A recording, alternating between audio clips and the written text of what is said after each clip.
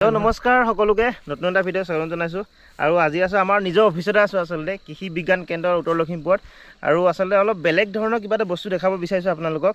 ইয়াত দেখিছে ধুনীয়া এটা পুখুৰী ইয়াতে আছে আৰু গোটেইখিনি দেখাম, যিখিনি পাৰোঁ দেখাব চেষ্টা কৰিম। ইয়াত বেলেগ ধৰণৰ কেনেকৈ তেওঁলোকে মানে ফিচাৰীৰ ওপৰত কেনেকৈ কাম কৰিছে তেওঁলোকে সেইটো দেখাব বিচাৰিছোঁ আৰু মাছৰ কি কি জাত আছে বা কেনেধৰণে আপুনি এটা ফিচাৰী গোটেই মানে সম্পূৰ্ণ এটা ফিচাৰী কেনেকৈ আপুনি গঢ়ি তুলিব গোটেইখিনি দেখাম আপোনালোকক। আমাৰ লগতে ছাৰ আছে, সন্মানীয় ছাৰ আছে, নমস্কাৰ ছাৰ। আৰু ছাৰে আচলতে গোটেই পুখুৰী বা ফিচাৰী মানে যিখিনি আছে গোটেইখিনি ছাৰে চায়। ছাৰ এতিয়া মানে ফিচাৰীটো আপোনালোকৰ এতিয়া কি কি মাছ দি আছে ইয়াত? মাছ বুলি কওঁতে ইয়াত আমি সাধাৰণতে যিখিনি কাৰ্প জাতীয় মাছ পালন কৰোঁ, সাধাৰণতে আমাৰ পুখুৰীত ৰৌ বাহু জাতীয় মাছ পালন কৰোঁ, সেই মাছখিনি আছে। লগতে আমাৰ নতুন সংযোজন হৈছে যে আমুৰ কাৰ্প। আমুৰ কাৰ্পটো এটা কমন কাৰ্প জাতীয় মাছ, কিন্তু সেইটোৱে পুখুৰী পাৰবিলাক নখহায়। আৰু এই মাছটো এবছৰতে প্ৰায় 1.5-2 কিলো পৰ্যন্ত হৈ যায়।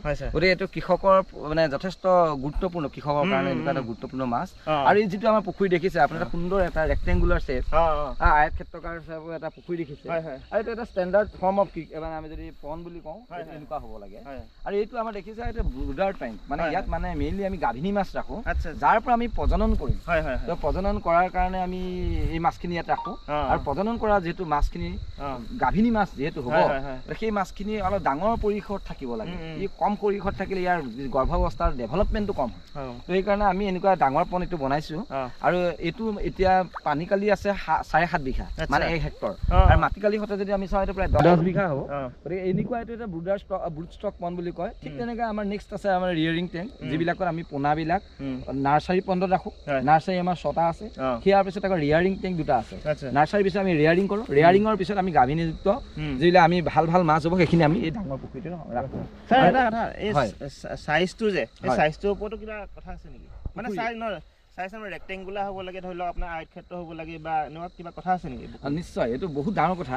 কাৰণ আমাৰ চাওক, গোটেই আমাৰ পুখুৰীটোত আমাৰ পানী থাকে, হয়, কিন্তু পানীৰ ভিতৰত যথেষ্ট পৰিমাণৰ অক্সিজেন সোমোৱাটো দৰকাৰ, যিটো দ্ৰৱীভূত অক্সিজেন বুলি কয়।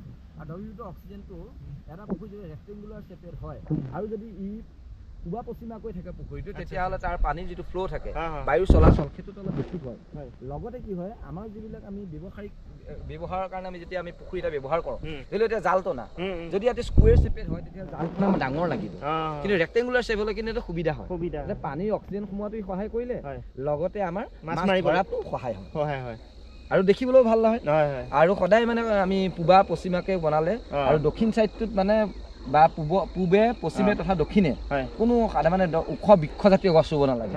উত্তৰ ফালে ৰুব পাৰি, কাৰণ এতিয়াতো এটা ঠাণ্ডা কালি মানে দক্ষিণায়ন হৈ আছে, সূৰ্যটো সদায় দক্ষিণ ফালৰ পৰা আহে। গতিকে ইয়াত বেছি পোহৰ মানে সূৰ্য পোহৰটো মানে ব্লক হ'ব নালাগে, সেইকাৰণে ডাঙৰ গছ আমি ৰাখিব নালাগে। মানে সূৰ্য পোহৰটো বহুত ডিপেণ্ড কৰে ন? বহুত ডিপেণ্ড কৰে। আৰু আমি উদ্যান শস্য জাতীয় গছবিলাক ৰুব পাৰোঁ। ধৰি লওক আমি নাৰিকল ৰুইছোঁ চাইডে এতিয়া নাৰিকল পুখুৰীটো খন্দাৰ পিছতে আমি নাৰিকল পুলি ৰুইছোঁ।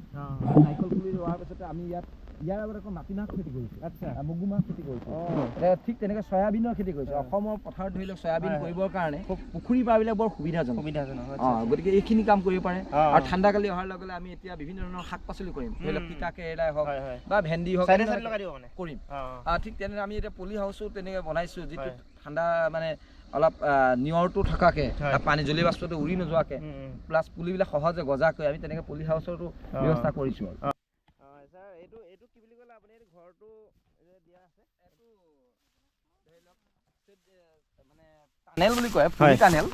আৰু পলি টানেলটো এনেধৰণে বনোৱা হয় য'ত মানে আমাৰ শাক পাচলি খেতি কৰাৰ ক্ষেত্ৰত যে ঠাণ্ডা কালি উষ্ণতাটো অলপ কমি যায়, সেই উষ্ণতাটো কমাৰ সময়ত মানে উষ্ণতাটো মেইনটেইন কৰিবৰ কাৰণে সহায় হয়। আৰু পলি টানেলটো এনেকৈ মানে এজন মানুহে গৈ ভিতৰতো চাফা কৰিব পাৰে। এইটো আমি ইয়াত গুটি দিছোঁ, এইটো আমাৰ হৰ্টিকালচাৰ চায়েন্সে কৰি আছে। গতিকে তেওঁ বিশদভাৱে ক'ব পাৰিব। তথাপিতো আমি যিটো জানো, পুখুৰী পাৰত এইবিলাক আমি ব্যৱহাৰ কৰোঁ, মানে এইটো শাক পাচলি চব্জিৰ কাৰণে। বঢ়িয়া। এতিয়া ছাৰ মাছ আপোনালোকে প্ৰায় চব ভেৰাইটি আছে নেকি? ইয়াত আমি 6টা ভেৰাইটি ৰাখিছোঁ বৰ্তমান। ৰৌ বাহু মিৰিকা, আমুৰ কাপ ক'লো, ঠিক তেনেকৈ গ্ৰাছ কাপ আৰু চিলভাৰ কাপ, এই 6টা ভেৰাইটি ৰাখিছোঁ।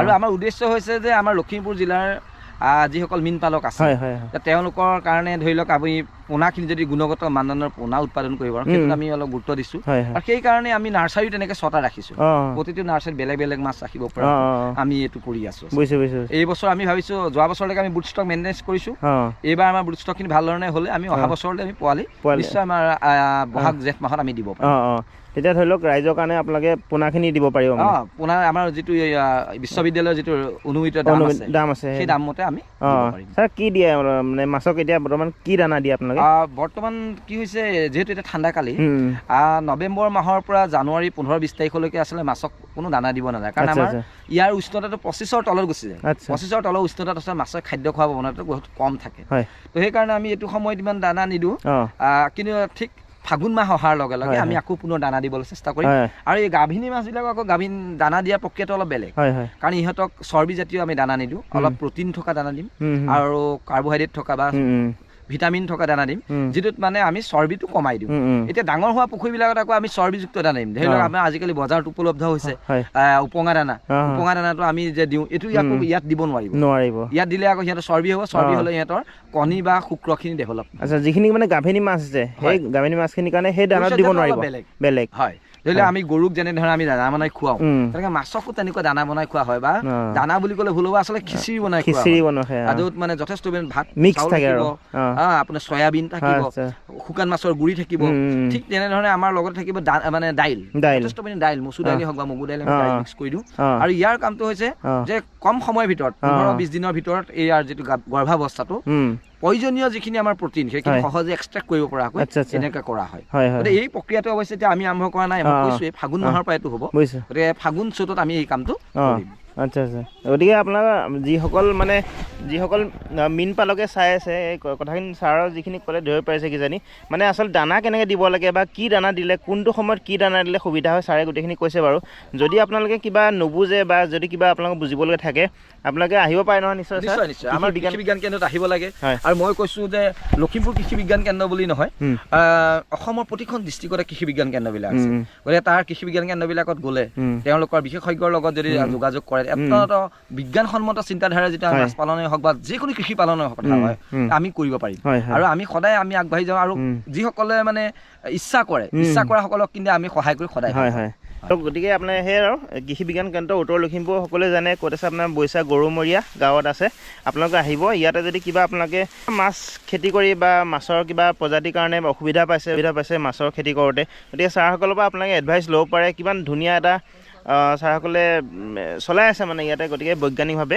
গতিকে সকলোখিনি ছাৰে বুজাই ক'লে আৰু কিমান নুবুজিলে আপোনালোকে আহিব ইয়াত গতিকে বাকী আমি পিছত দেখাম গোটেইখিনি ছাৰ পিছত যেতিয়া আপোনাৰ প্ৰডাকশ্যন হ'ব বা গোটেইখিনি মাছৰ আমি দেখাম আমি এইখিনিতে হাৰ্ভেষ্ট কৰিম হাৰ্ভেষ্টৰ দেখাম যদি আমি আপুনি হাৰ্ভেষ্টৰ সময়ত আহে নিশ্চয় আপুনি সেইটো আমি দেখুৱাব আমি কেনেধৰণে হাৰ্ভেষ্ট কৰিব কেনেকুৱা ধৰণৰ মাছ কেনেকৈ কৰিব লাগে মানে আমি নিশ্চয় হয় মাছ আপোনালোকে বহুতে ধৰে কিন্তু ছাৰে ক'লে যে মাছ ধৰাও কিছুমান প্ৰক্ৰিয়া বেলেগ আছে গতিকে সেই গোটেইখিনি ছাৰে প্ৰেক্টিকেলি আমি যদি দেখাম তেতিয়াহ'লে আপোনালোকে জানিব পাৰিব গতিকে ঠিক আছে থুলমূলকৈ এটা ভিডিঅ' বনাইছোঁ আজি আৰু আপোনালোকে যদি কিবা নুবুজে আপুনি কৃষি বিজ্ঞান কেন্দ্ৰৰ আমি এড্ৰেছটো দি দিম তাতে আহিব আপোনালোকে ঠিক আছে আজিলৈ আহিছোঁ আৰু আচলতে ভিডিঅ'টো মাছৰ ওপৰতে হ'লগৈ আজি মানে মাছৰ ওপৰত তেওঁ মাছৰ বিশেষজ্ঞ গতিকে আহিব ঠিক আছে ছাৰ ধন্যবাদ ছাৰ আপোনাক ধন্যবাদ ঠিক আছে থেংক ইউ